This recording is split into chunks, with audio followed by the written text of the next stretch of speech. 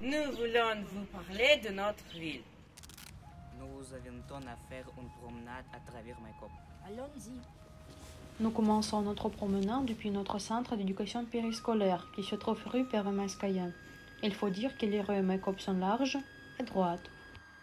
Nous tournons à gauche pour aller au musée national. Juste en face, on voit un monument de pierre en forme de foyer de Guillain, symbole d'unité de tous les peuples de notre région. Ici se trouve la mosquée. À Maïkop, il y a des cinémas, des théâtres, une galerie d'art.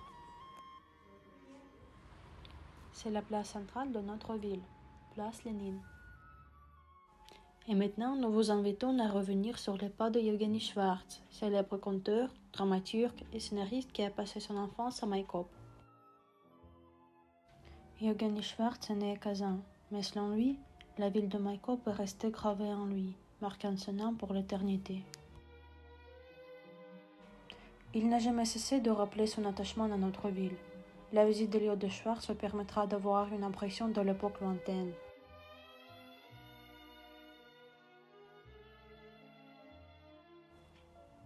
Dans son journal, le dramaturge a écrit « Et voilà, nous avons déménagé à Maïkop, la ville où je suis devenu ce que je suis. Tout ce qui s'est passé ensuite a développé ou étoffé ce qui était né en moi pendant les années passées dans cette ville. Cette ville me tient profondément à cœur. » Maïkop a été fondée une quarantaine d'années avant notre arrivée. Malgré sa jeunesse, elle est plus grande que la ville de Tula, par exemple. À cette époque, Maïkop comptait 50 000 habitants. En été, la ville était noyée dans la verdure. Elle semblait propre grâce aux murs blanchis.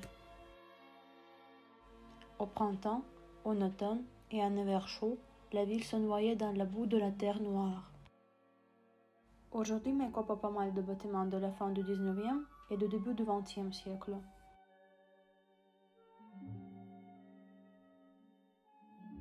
Vous voyez la pharmacie Alchulet, construite en 1889. Actuellement, les bureaux de rédaction des journaux régionaux sont situés ici.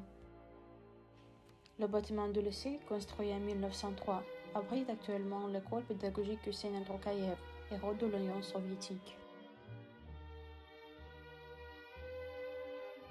Les maisons typiques de cette époque ont été construites en briques et avaient des auvents en fonte qui évoquaient le statut social élevé des propriétaires. La famille du futur écrivain est arrivée à Maïkop en 1902 et a loué une maison à un ouvrier capucine. En 1905, Schwartz entre à l'école élémentaire. Aujourd'hui, dans ce bâtiment, il y a un lycée qui porte son nom. Le lait Schwartz vous y mène.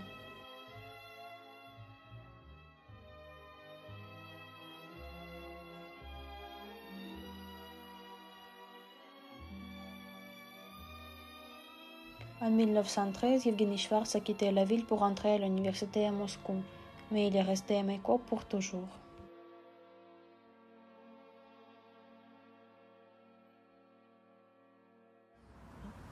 Bienvenue, Maïkop.